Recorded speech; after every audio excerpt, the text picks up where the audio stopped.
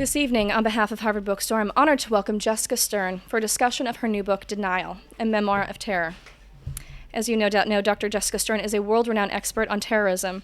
In Denial, her latest book, she steps away from previous topics like religious militancy and WMDs in order to look inward. Dr. Stern examines a critical and horrifying experience that has shaped not only her career choices, but the way in which she understands and experiences the world. Publishers Weekly calls the book a strong, clear-eyed, elucidating study on the profound reverberations of trauma. And the New York Times calls Denial a profound human document, going on to say the book is hot to touch in ways that are both memorable and disturbing. Dr. Jessica Stern lectures on terrorism at Harvard University and is a member of the Hoover Institution Task Force on National Security and Law. She served as a staff member of the National Security Council during the Clinton administration. In 2009, she was awarded a Guggenheim Fellowship for her work in trauma and violence. Time magazine also selected her as one of 7 thinkers whose innovative ideas will change the world. Alongside the book that she is here tonight to discuss, Dr. Stern is also the author of the New York Times notable book, Terror in the Name of God, as well as The Ultimate Terrorist. Again, thank you all so much for joining us tonight, and thank you for your patience. Please join me in welcoming Jessica Stern.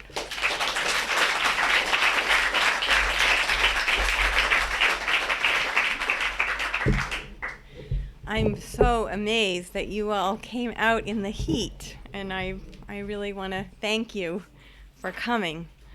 It's nice to see some old friends and new friends. This book comes out of my going to the police to get the complete file of my rape from 1973, and when the file was redacted, the deputy chief of police in Concord, Massachusetts, actually realized that this was a serial rapist of children, and he realized that he needed to reopen the case because a pedophile serial rapist doesn't stop. He needs to be stopped, either physically or chemically, and if he were still at large, he could be presenting a continuing danger to girls. And together we investigated the rapes that he committed.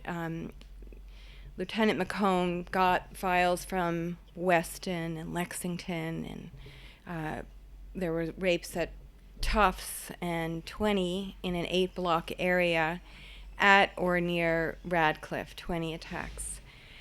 And he also found out that after this man spent 18 years incarcerated for 3 of those 44 rapes, that he was released.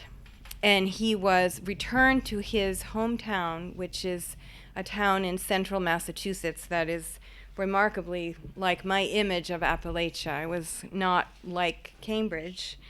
He was allowed to spend time with high school students, it turned out, and nobody was really monitoring him. And he's now a suspect in the abduction and murder of someone. He hung himself. So he was dead. By the time we started this investigation, it turned out he was dead. And I found myself both relieved and a little bit disappointed because I really wanted to practice on him what I had learned how to do by interviewing terrorists. I really wanted to interview him. But instead, I went around and interviewed everyone I could find who was still alive, who knew him. His parents were no longer alive, but I found a woman who was his girlfriend in high school. I found his best friends. And I also discovered that the town where he grew up was a dumping ground for pedophile priests. And I went and interviewed someone who had been repeatedly abused by some of the priests from that area. I'll read you a little bit and explain as I go along. I won't read too long, not so much because it's not fun for you, because it's hard on me. I know that I was raped, but here is the odd thing. If my sister had not been raped too, if she didn't remember, if I didn't have this police report right here in front of me on my desk, I might doubt that the rape occurred. The memory feels a bit like a dream. It has hazy edges. Are there aspects of what I think I recall that I might have made up? In the fall of 2006, I got a call from the police. Lieutenant Paul McCone, deputy chief of the police department in Concord, Massachusetts, called to tell me he wanted to reopen our rape case. I need to know if you have any objection, and I will need your help, he said. The rape occurred in 1973. Lieutenant McCone and I grew up in the same town, Concord, Massachusetts, considered by many to be the birthplace of our nation. It is the site of the shot heard round the world, Ralph Waldo Emerson's phrase for the first shot in the first battle of the American Revolution, which took place on the Old North Bridge on April 19, 1775. It is still a small town with small town crimes. The Concord Journal still reports accidents involving sheep and cows. Although we didn't know each other, Lieutenant McCone and I overlapped in high school. We never met back then. He was a motorhead, as he puts it, obsessed with cars, and I ran with an artier crowd. But I knew the name, everyone in town did, because of McCone's sporting goods. Everyone bought sports equipment there. It was a fixture in our town. It's where I bought my bike, the bike I was riding home from ballet class on the day I was raped. I had recently requested the complete file. I wanted to understand what happened to me on the day that my sister and I were raped. I had an idea that by reading the file, by seeing the crime reports in black and white on a page, I could restore a kind of order in my mind. If I could just connect fact with feeling, the fuzziness in my head would be reduced, or so I hoped. Lieutenant McCone told me, I read that file from cover to cover, and I realized that the rapist might still be out there. There were other rapes, the same gun, the same MO. What if the rapists were still on the street? Other children could be at risk. I was worried about what might happen if the rapists were still at large. He brought the case to his boss, the chief of police. I've been a cop so long, we can't help trying to solve crimes, 29 years on the force, and I thought this crime was highly solvable. You'd have to be brain dead not to see that. There was the unusual MO, the fact that you and your sister both saw the perp's face before he put on his mask. There was the description of the gun, of the perp's clothing. The fact that he spent so much time in your house early in the evening when all the neighbors were home. To say that it piqued my curiosity is an understatement. The extraordinary thing is that the police at the time did not believe my sister and me that the rapist was a stranger. In this small town, it was just too hard to comprehend. Everybody kept their doors open. That was normal. In fact, people still keep their doors open in Concord. At the same time, there had been a remarkably similar rape around the corner a couple years before, and in that file was the list of the 20 attacks in the 8 block area here. At or near Radcliffe. So he realized, I think he was actually embarrassed by how much the police had kind of screwed up in 1973. Of course, that was common back then, and it would be nice to assume that this could never happen today. I don't think it would happen in Concord. I don't think it would happen in Cambridge. But in New York, just in the last month, Commissioner Kelly has just put in place a new commission to study how police react to rape, because he found that they routinely underreport and they try to talk victims into claiming that it wasn't really a rape. So what I did is I got what I wrote down at age 15. I actually had to write it down twice, and my sister did too. And I go through what I said, my writing, and then I try to record what happened to me as I'm writing it down. And I really go into an altered state. It feels almost like a chemical change. It almost feels like someone shooting you up with something. And I tried to monitor myself, really as if I were doing an experiment. And I'm going to read a little bit from what I wrote down. I remember what happened next, the click of his gun. I thought he was cocking it, preparing to kill. I was calm again, entranced into complying with his murderous plans. Here is what shames me to the core. I thought he was going to kill me, but I did not fight him. I was hypnotized into passivity. I had no strength to run, and anyway, I did not like the idea of being shot from behind. It seemed easier just to wait until the murder was done with.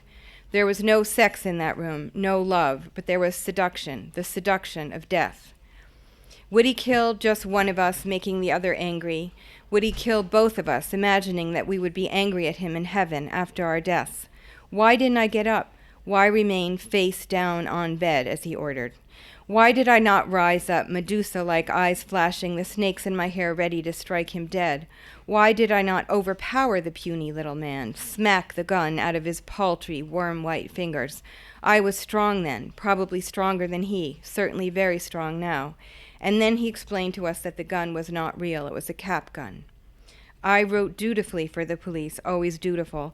After complying with the rapist, I complied with the police. Was this the most embarrassing part, that I had been entranced by the thought of a gun, that my fear, unfelt, even as it was at the time, had hypnotized me into complying with a person, if he was indeed a person and not an apparition, wielding a child's toy, not an instrument of death? So this shame, this is a big aftermath of rape, and it's part of what makes it so hard to be credible, I think, when rape victims talk to the police. It's also what has made it so difficult for victims of clergy sexual abuse to come forward. And I think this is why we see in Pakistan that victims of clergy sexual abuse in the madrasas that I'm now finally writing about, at least a little bit, why that isn't getting the attention it deserves. Rape is a way to transmit shame, and it was very effectively transmitted into my sister and me. Sarah, my sister, was more afraid than I, but also more alive. She retained a human-like strength in her arms and hands and mind that I now lacked. She picked up the phone, no dial tone. He had cut the wires. He had cut the wires in the basement, a big puzzle. How long had he been plotting this crime? That was part of his MO.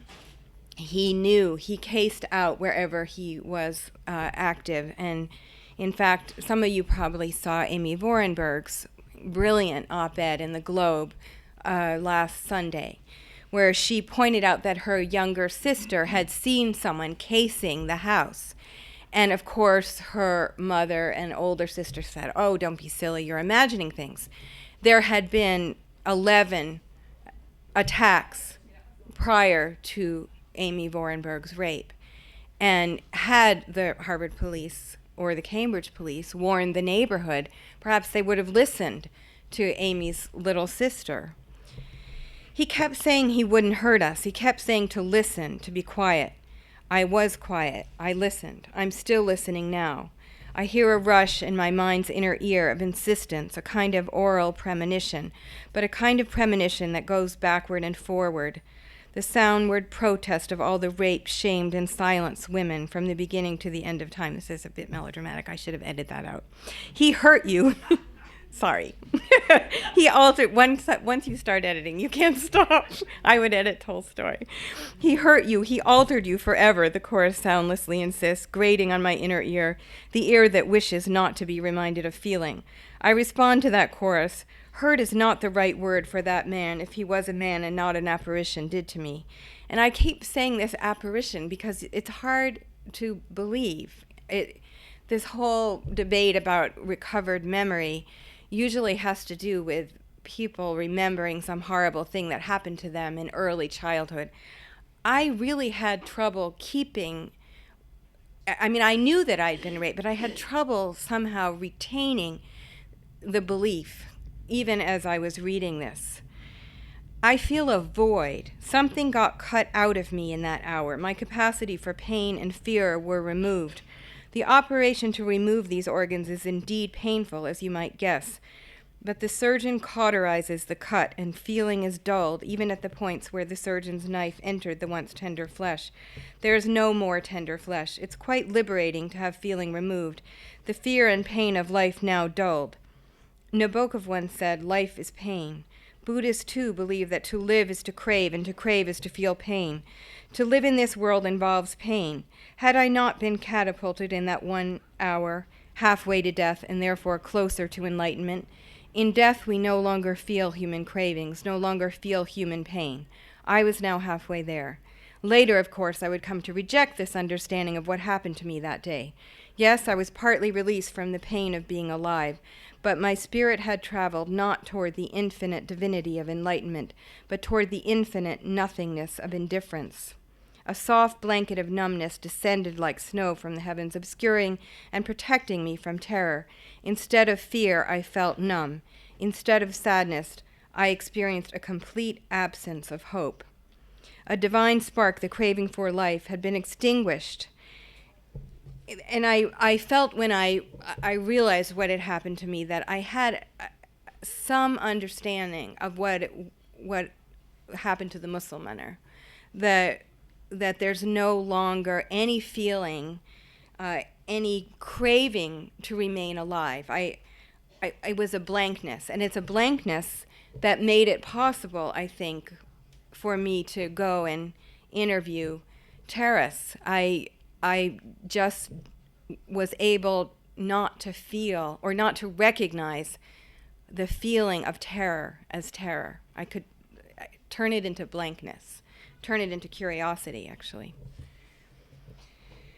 Once I read the complete file, I had to learn about the man who raped me. I needed to do this to tame him, but also to tame a wild, nameless feeling inside myself. I have always been a spy. Whenever I sense pain that I don't understand, my own or others, I feel compelled to research the source. I become a detective. This is embarrassing to admit, but I'm insatiably curious about the half-known truths that motivate people's lives, often in ways they do not realize. If I met you today and sensed you have a secret, especially a secret you keep from yourself, especially a secret that might hurt someone, I would start trying to find the key from the moment I laid eyes on you. I might not even know that I was doing this.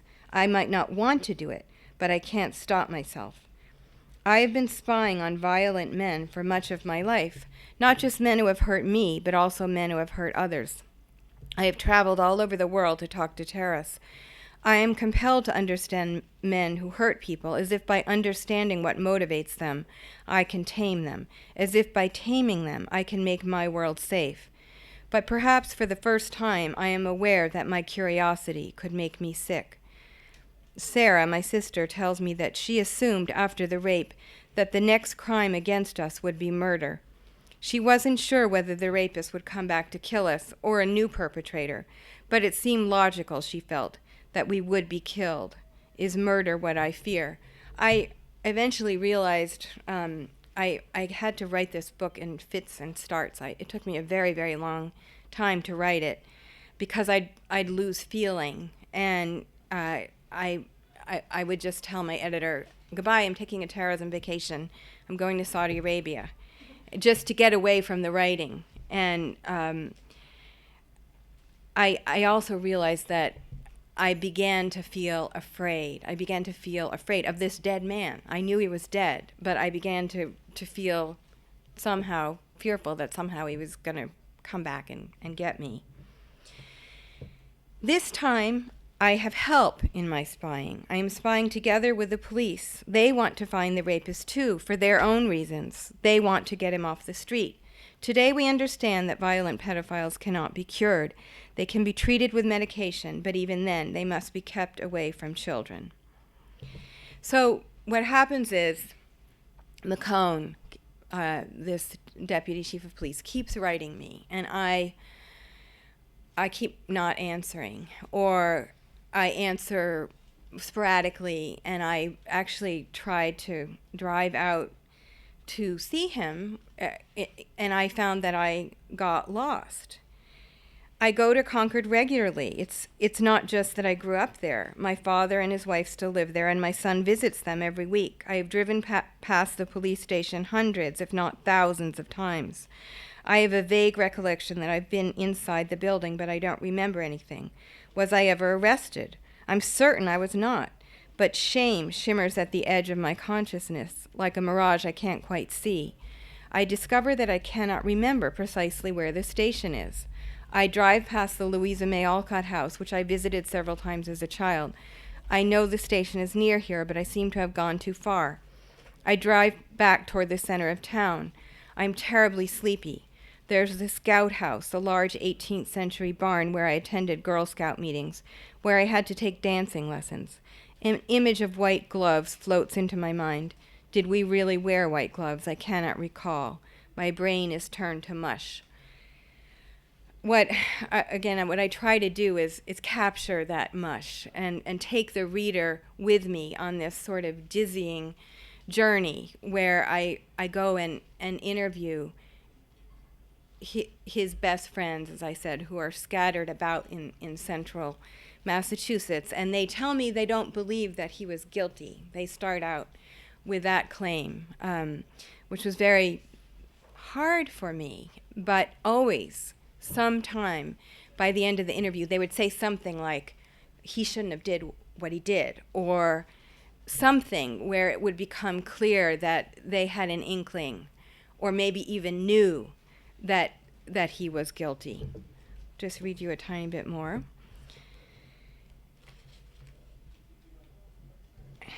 I have a huge file of material about other rapes, and I keep it in a garbage can.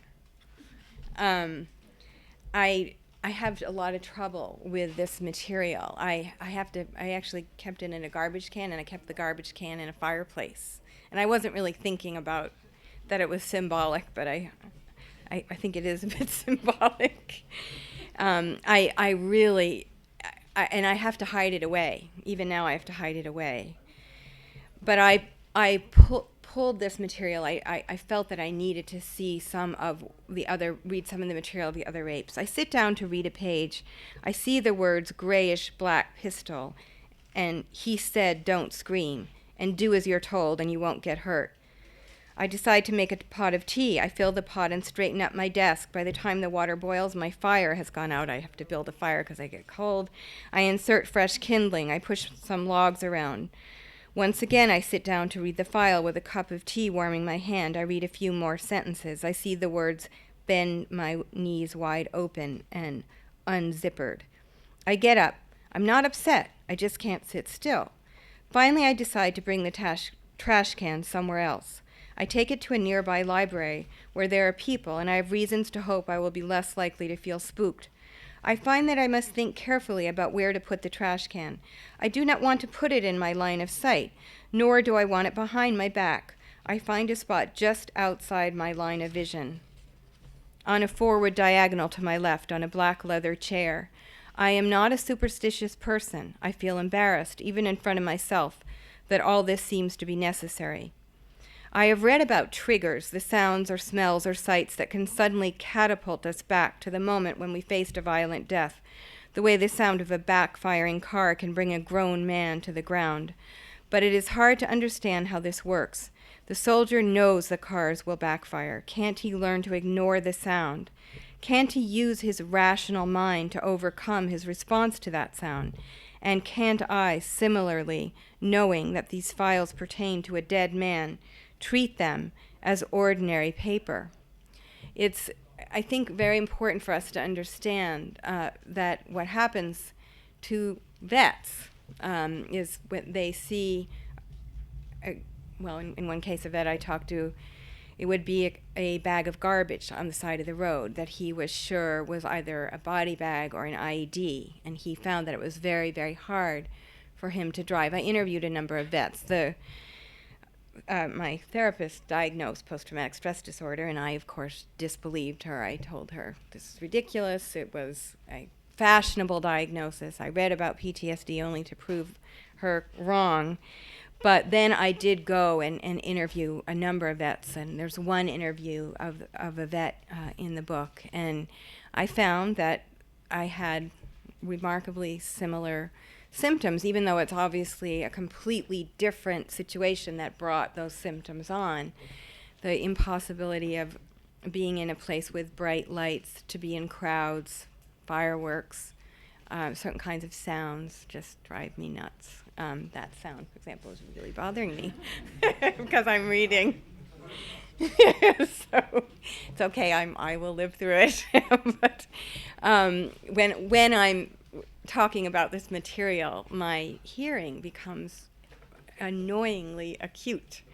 And I really got more of an understanding of what these guys are going through, seeing that. I'm going to stop there and take your questions. And I do want to talk about post-traumatic growth because I don't want to leave you all feeling depressed. My sister has had a very different reaction. She, in a way, was not in denial in quite the same way I was. I mean, I was quite dissociated. I could tell you, if you asked me about my rape, I would tell you about it. And there would be no emotion. And I remember I have a very dear friend in this room, and I remember her saying to me, "You're so strong. You talk about your rape as if you're completely over it." And it's because I didn't have any feeling talking about it. I was completely dissociated. And my sister was not that way at all. She was, after the rape, petrified to be alone. And she would go all out to make sure that she was not alone. And she has had a hard time, especially when I first decided to write the book. She started having nightmares again, and I had to be very careful about talking to her about it. She has had, she has had a great life. She is a semi-professional opera singer. She works in marketing and public relations. She's fabulously successful professionally, and I think that both of us have had, however, some emotional difficulties that you wouldn't see unless you were really intimate with us. She's not a person that you would think of as a victim at all. She's someone who you would be astonished by her energy and how effective she is in her professional life. Did I answer your question? Yeah. She wanted me to use her name, by the way. She did. Yes, I first offered to change her name, then I begged her to change her name. But I think at some point, sometimes a person, and this happened to Amy Vorenberg, a person feels that they just are determined to get over that shame. And so she actually wanted to be here, but she's in Chicago. So I don't know whether it's the early death of a mother. My mother died when I was 3. I don't know whether it's just that. I mean, I think that I have come to believe that I have post-traumatic stress disorder, and I think it's important to realize that can come about in many ways. I mean, it's a change in the brain, and it could be the early death of a mother. It could be a rape at gunpoint. It could be a bee sting. I mean, it could be an experience in war, and some people can get through being a soldier and come back, and they recover very quickly. And we don't really know why some people have a lasting impact and others don't. In my case, and I'm not unique in this, I think it did make me actually seek out dangerous situations. And I actually heard from someone, I'm hearing from so many people as a result of this book. Someone told me, I feel numb unless I go out and expose myself to danger. Actually, someone said that to me on the radio today. Maybe you heard that. But I'm getting so many letters from women who've been raped, men who've been raped. One woman sent me a book about her experience babysitting when she was 10 years old for her little sister, and the little sister died. I mean, people are just telling me stories and about what led them to dissociate or to become hypervigilant, and that they weren't able to name what they were experiencing. And that's one of the reasons why I felt it was important to actually put down what feels like I think is it's a mental illness. I mean, I know shrinks tell you you're not supposed to call it a mental illness, but I know there's but I wanted to put that there because I have a sense of what bipolar disorder is, what schizophrenia is. I have at least a general idea of what it would be like to hallucinate, but I had no idea that anybody else had those feelings of going into a sleepy, spacey state or becoming hypervigilant.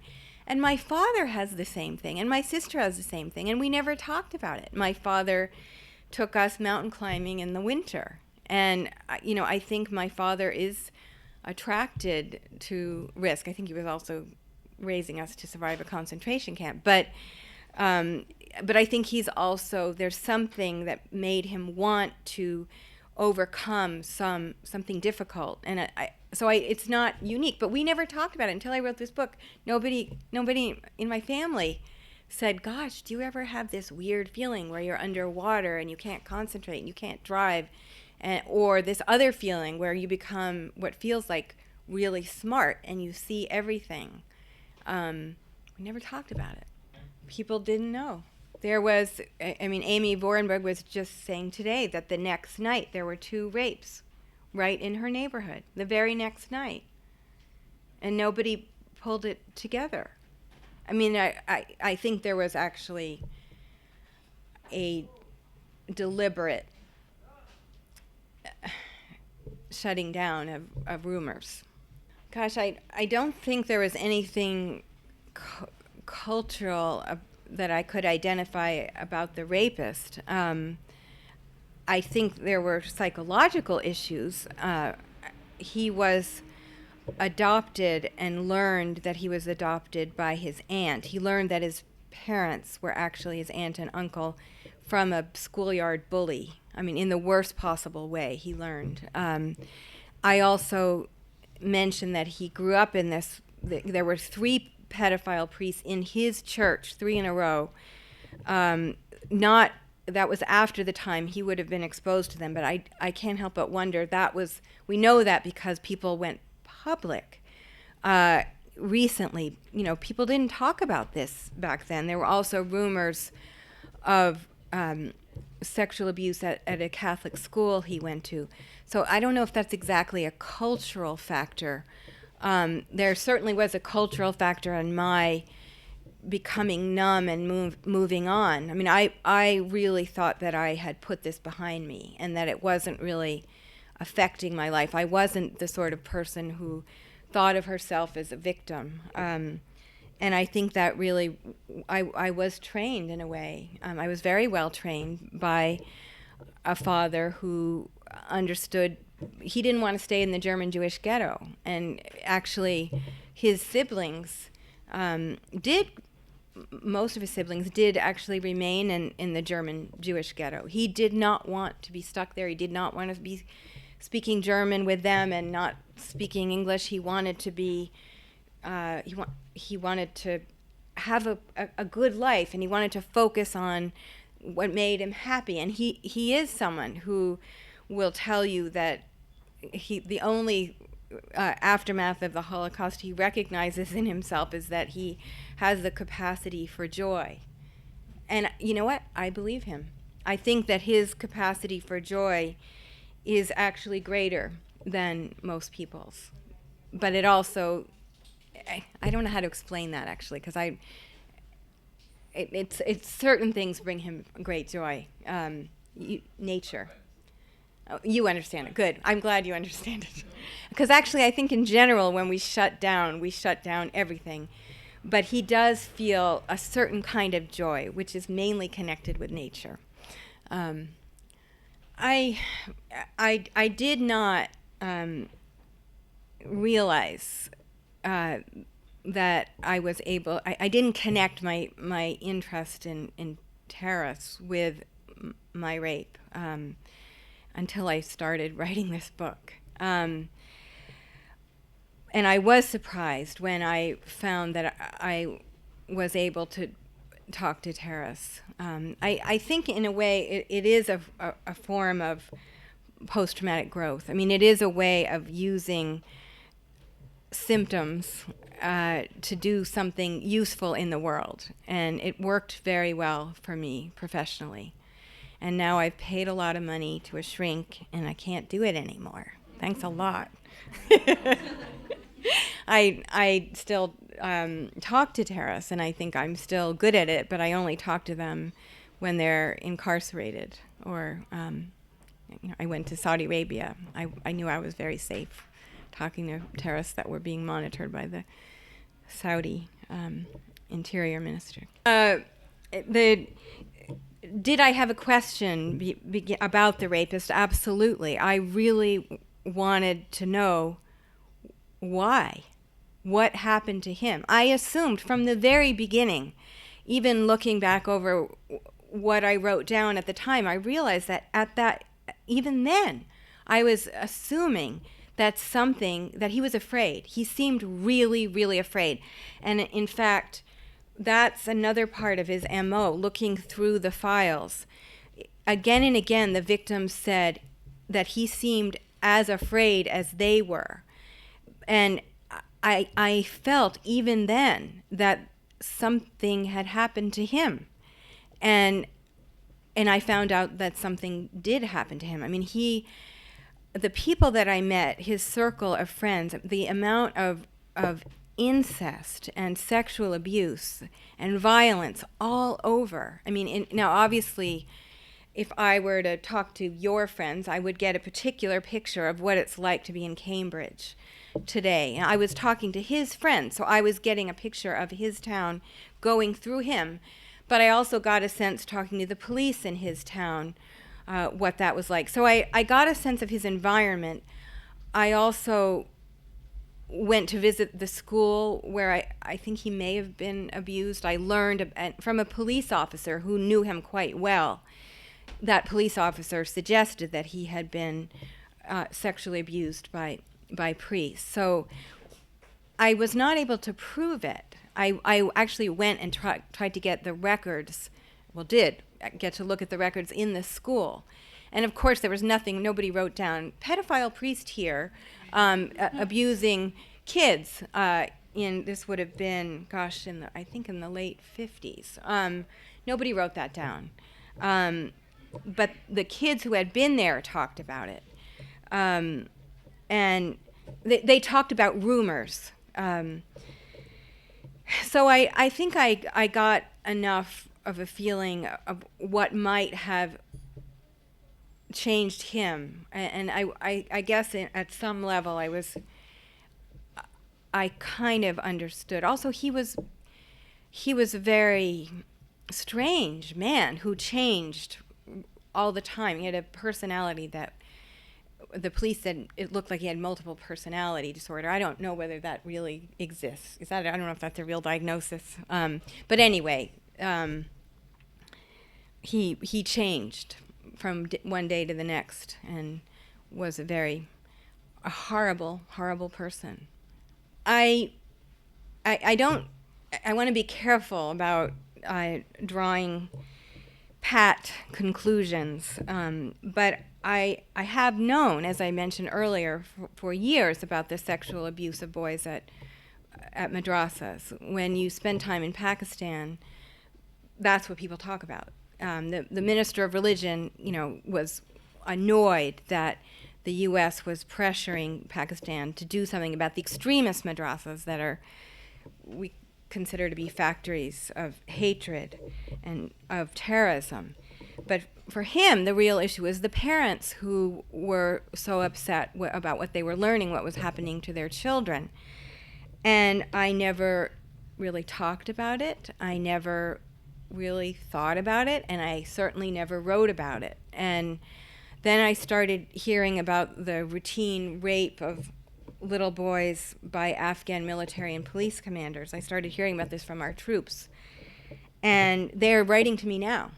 I am getting emails from people who have been looking at hard drives, the child rape pornography on hard drives that are picked up. And it has made me feel really strongly about talking about this. I can't study it. I don't know to what extent the rise of jihadi terrorism is related to this. I think it is related to humiliation. Could this be one form of the humiliation that seems to be a risk factor for this kind of terrorism today? I think it might be. But what I'm really hoping is that if I put this out there, that the military will talk about it, and also that some graduate students will study it. I can't do it myself. But if any of you have graduate students who might be able to study it, please send them, and I will encourage them.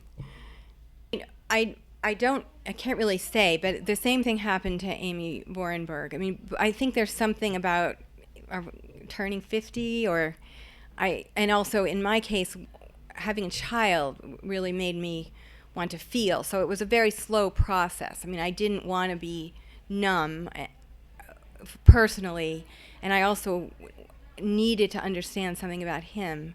And the same thing, Amy had at the same age, tried to get her files. So I don't know whether how common that is, that not everyone wants to learn about their rapist. And I have to say that I've been asked, is this a good way to get over the rape trauma? And I would say, no, it is not. I did this and I became crazy. I had a lot of help. I don't recommend it as a treatment. But I don't think that the curiosity that I felt to get the file, I don't think, I'm certainly not unique. And